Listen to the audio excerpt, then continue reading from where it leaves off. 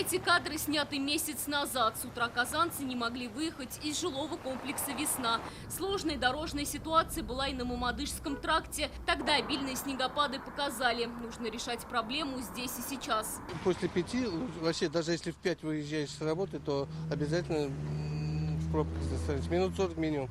Километровая, если этот пробка, то, естественно, это угарный газ и прочее. Транспорта много. На семью сейчас у каждого члена семьи сейчас по машине практически, в любой семье. Уж одна-то по-любому есть. Конечно, надо здесь улучшать эту дорогу. И то, что светофоры часто стоят.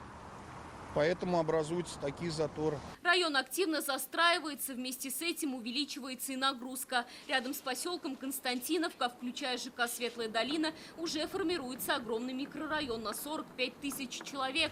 Последняя реконструкция десятилетней давности, когда дорогу расширили до 6 полос, себя исчерпала. Как отметили сегодня в мэрии, поток машин на Мамадышском тракте в часы пик превышает пропускную способность на 400 автомобилей. Знаем и про проблемы района. В одночасье их не решить, но готовим проекты, проходим экспертизу по Мамадышскому тракту. При проектной мощности на сегодняшний день 2250 автомобилей, уже 2600 автомашин мы фиксируем, поэтому там появляются пробки. Мамадышский тракт является одной из самых загруженных дорог Казани. Жалоб на пробки здесь не становится меньше. Для разгрузки потока автомобилей на Мамадышском тракте планируют строительство сразу 3 развязок. В настоящее время разработано несколько мероприятий.